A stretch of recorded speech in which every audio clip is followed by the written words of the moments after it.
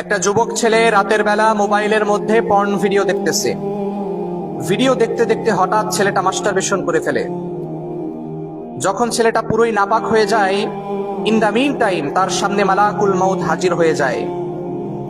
কুচকুচে কালো চেহারা, চোখ দুটো জলজল করতেছে, দেখতে অনেক ভয়ানক লাগে। এই যুবক ছেলেটা দেখার সাথে সাথে তার শরীরটা থমকে গেল, নিমেষে ঠান্ডা হয়ে গেল তার শরীরটা। মালাকুল মউত তাকে ডাক দিয়ে বলতেছে, হে পাপিষ্ঠ আত্মা, আল্লাহর ভয়ে বেরিয়ে এসো। মালাকুল মউত তাকে জানটা কবজ করে নিয়ে গেল।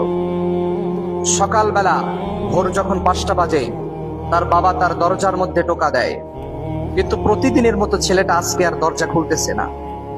একটা পর্যায়ে বাড়ির সমস্ত মানুষ দরজার সামনে হাজির। সবাই মিলে দরজা ভেঙে যখন ভিতরে ঢুকলো, ঢুকেই দেখতেছে নাপাক অবস্থায় ছেলেটা মরে পড়ে রয়েছে। আল্লাহু আকবার। এই কুৎসিত দৃশ্যগুলো দেখে সমাজের অনেক মানুষ মোবাইলের মধ্যে ভিডিও ধারণ করেছে। সকাল ঠিক 10টা বাজে মসজিদের ইমাম সাহেব এসেছেন। উনি ঘটনা শুনে আর জানাজা পড়াতে রাজি হলেন না। স্থানীয় একজন শায়েখ আসলেন, বুজুর্গ ব্যক্তি। উনি ঘটনা শুনে জানাজা পড়াতে রাজি হলেন। পরবর্তী ক্ষণে একজন বলতেছে, শায়েখ আপনি জানাজা পড়তে পারেন, কিন্তু এই বেয়াদবের জানাজা আমরা পড়ব না। নাউজুবিল্লাহ।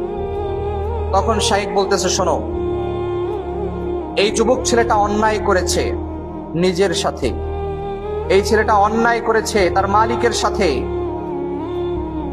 তো যুবক ছেলেটা আর আল্লাহই বুঝবে, এখানে আমাদের কিচ্ছু করার নাই।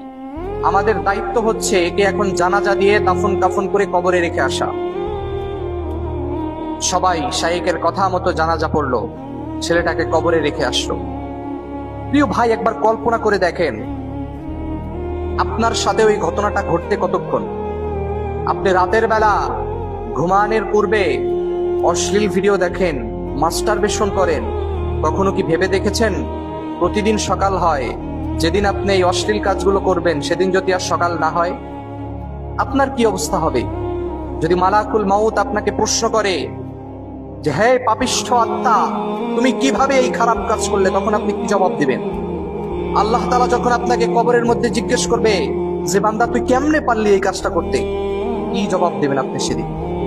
আল্লাহ আমাদের সকল ভাইদেরকে সহি বুঝদান করুন। আমিন।